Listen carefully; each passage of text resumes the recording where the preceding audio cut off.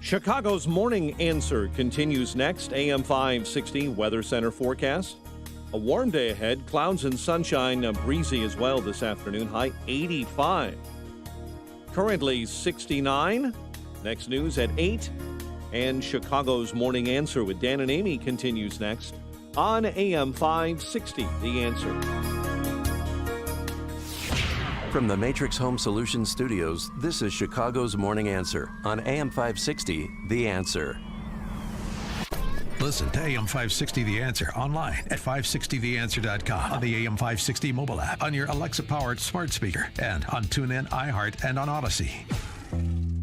Only the biggest stories, only the biggest guests, and only the biggest opinions. This is AM 560 The Answer. Top of the morning, Dan and Amy, and well. New Yorkers poised to chart at least a modestly different course under the next mayor, whoever that person is. Dan Henninger writing about how law and order is dominating the discussion among the 8 candidates vying for the Democrat Socialist nomination for mayor, that election June 22nd. He writes in the Wall Street Journal, the lead in the polls has been between Eric Adams, black Brooklyn borough president, and former NYPD police captain, and, of course, Andrew Yang, Mr. Universal Basic Income. Yeah. But he notes both are running on law and order, although Mr. Adams, Eric Adams, a former cop, is calling street crime an existential threat to the city's long-term future. It's really interesting that some are finally surveying the charred landscape and realizing that civilian political authorities declaring war on police just leads to war and carnage on the streets of their communities, and a lot of the residents don't seem to like it, thus the hollowing out of Manhattan like the hollowing out of Chicago. For more on the topic, we're pleased to be joined by Christopher Whalen, investment banker and chairman of Whalen Global Advisors. He's also the author of Ford Men, From Inspiration to Enterprise, and Inflated, How Money and Debt Built the American Dream. Oh, that's a evergreen. He's also the editor of the Institutional Risk Analyst. Yeah. Chris, thanks for joining us again. Since you're a New Yorker, I don't know if you're still, I think you're out of the city now, but nonetheless, what about the change in tone as being reported in the mayoral race coming out of the de Blasio reign? Well, Bill de Blasio was a uniquely incompetent figure.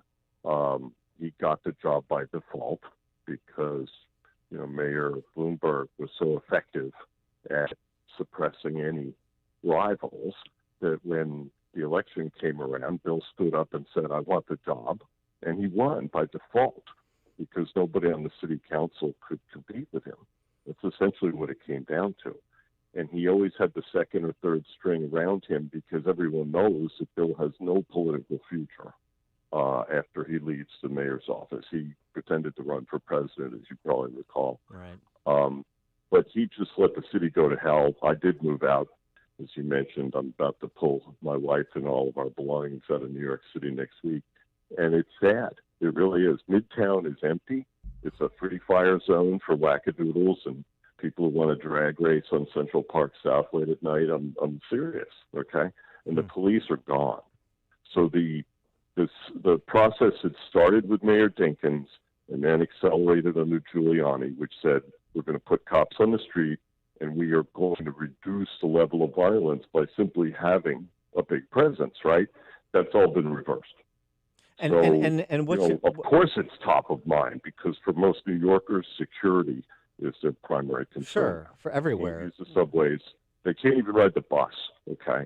Well, you could get gangbanged on the bus. And Andrew Cuomo's, saying another shot across the bow of de Blasio's New York City and deflect attention from him for 5 seconds is, I wouldn't allow my son to use the subway. It's a combination of the crime plus, of course, his COVID safetyism. But I wonder what your handle now is on a restoration in New York. Eric Adams winning and resuscitating the anti-gang units and some facsimile of broken windows, for example, is that going to bring people back from Southwest Florida?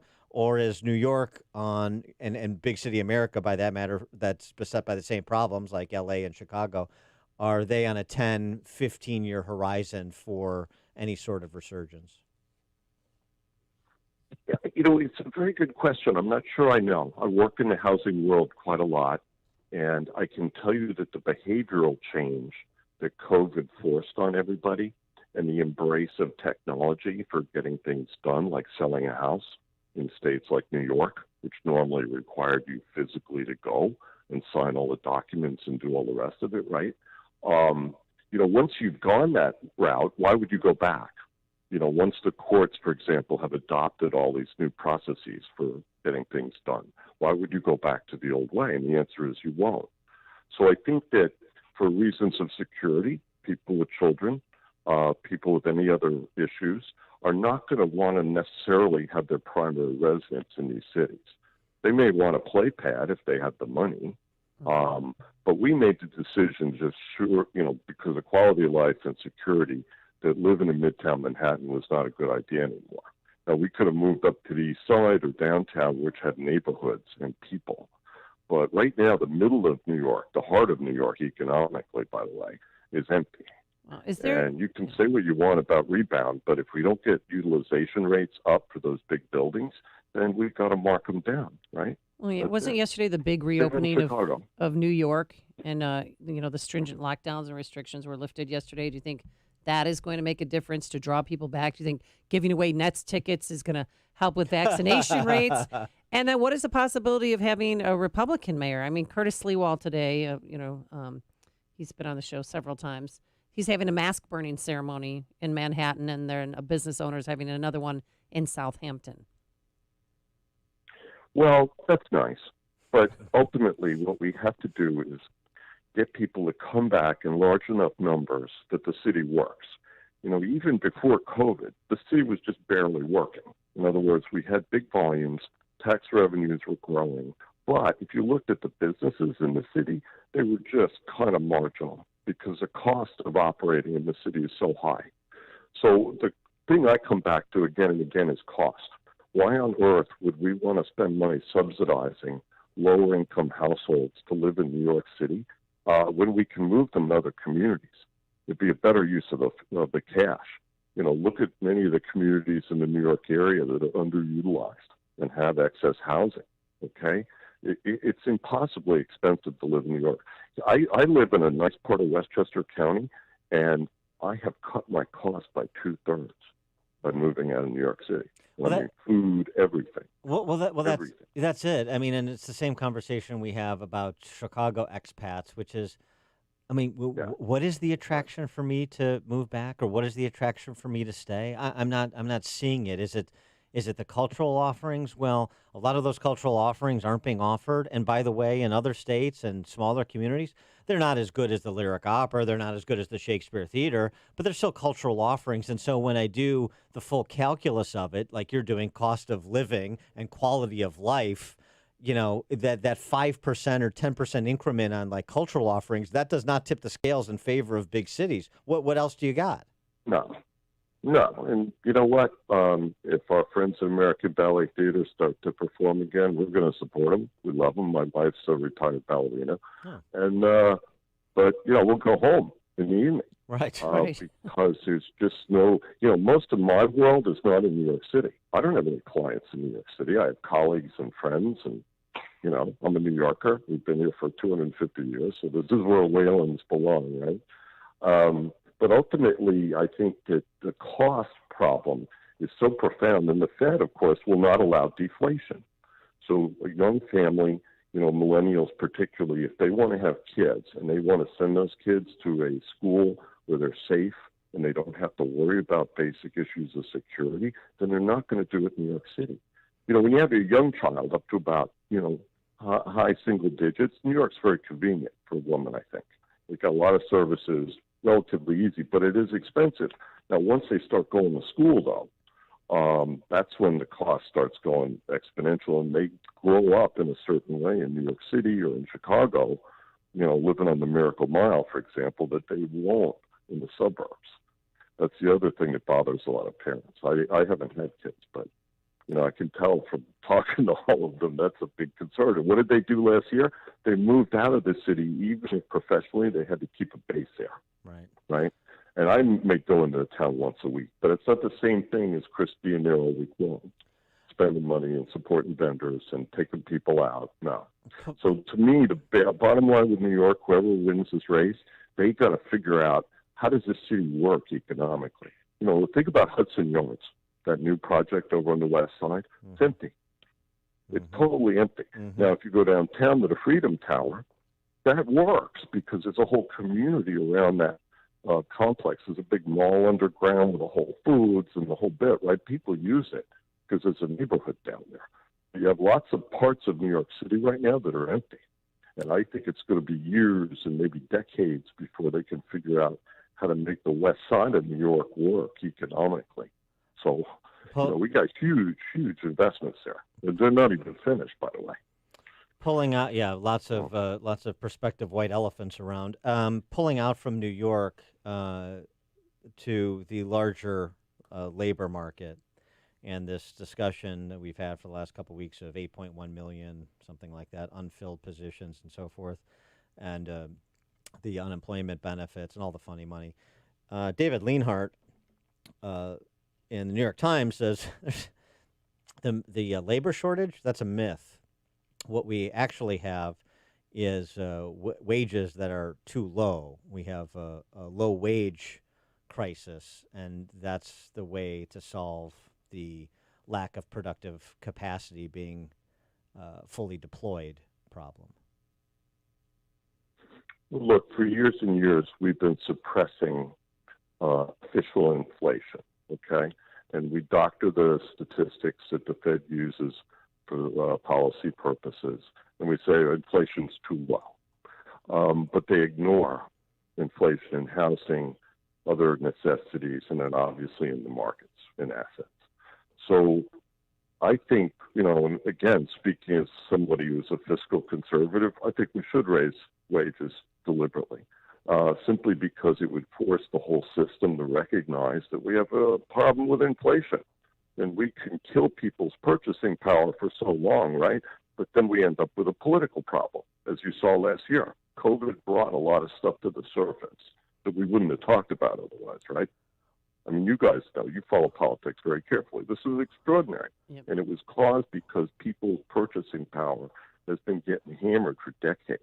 Yeah, but it was funny. Somebody on Twitter the other day said, well, Chris, they used to have a $250,000 exclusion for property. This is for the thing that Biden's want to do, to take away the ability to transfer the equity in a property from one generation to another. Right. Obviously a big deal for farmers.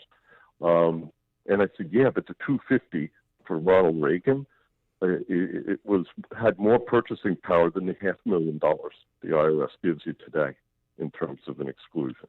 So it's like, okay, what are we really talking about here? Our society wants to pretend that we don't have an inflation problem. So obviously working people are hurting. Yeah, but I would index it. You want to have index treasuries? We have tips.